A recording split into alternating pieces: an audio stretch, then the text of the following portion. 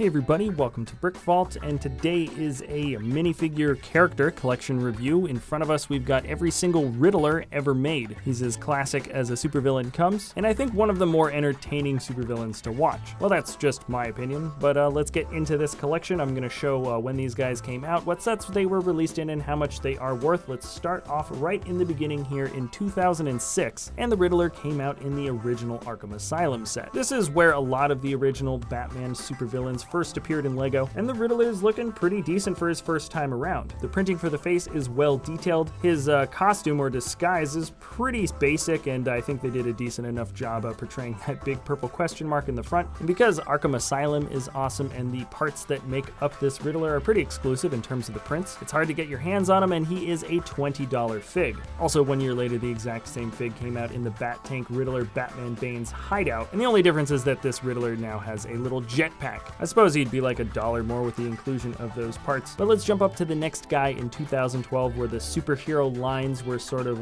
reinvigorated, and one of the very first sets to come out from this line was the dynamic duo Funhouse Escape. Also a big set with lots of villains. The print that makes up the Joker's torso is now different. He looks a little bit more muscular, and I gotta say I liked it a little bit better when he had a purple question mark in the front, but I do appreciate the yellow print on the belt. His face looks a little bit more like a standard bad guy, I think, and this time he does come with a bowler cap in gray with another little question mark printed there as well. Now I like this next version a little bit more. In 2014 this Riddler appeared. Now I like this next guy just a little bit more. This Riddler appeared in 2014 in the set Batman the Riddler Chase, and I think the best part about this guy is the difference between regular green and the darker green that appear on the legs and arms. Also, the bowler hat looks way better in green, and that print has completely changed. It looks more like a biker jacket with the zippers and stuff, and on the back of his print you can see some sort of scarf hanging over his shoulder. The face is also different, though subtly, and he's pretty common, not too hard to get your hands on him. He's $4. And then yet another 2 years later we get a Riddler that I thought was actually going to be a little bit more hard to get your hands on. This is the Riddler from the classic TV series Batcave set. So the detailing for him is to mimic what he looked like back in the 1960s Batman TV show. So a lot less muscular. In fact, he almost looks like he's got a little bit of a belly. And the printing is extremely simple because his costume was also extremely simple in the show. Oddly enough, a lot of these figs are pretty darn expensive to get your hands on, but he is one of the cheapest from the set, coming out to $7. And then 2017 brings us the last two Riddlers, and they of course are released in conjunction with the Lego Batman movie. Technically, this Arkham Asylum version of the Riddler came out just a little bit before the other guy. He shares the same body as all the other inmates from this set, but of course now we have a closer look at what his face,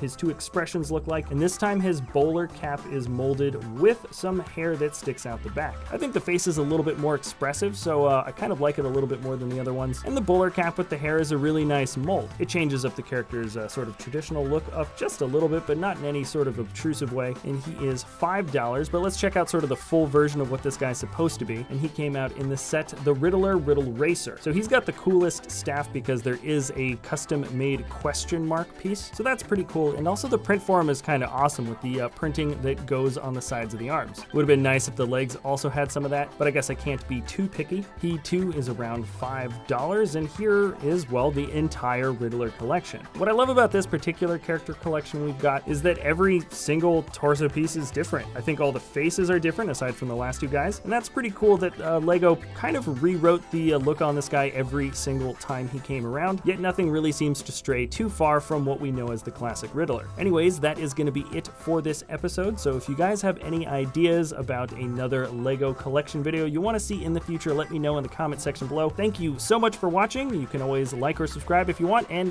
we'll see you next time at BrickVault.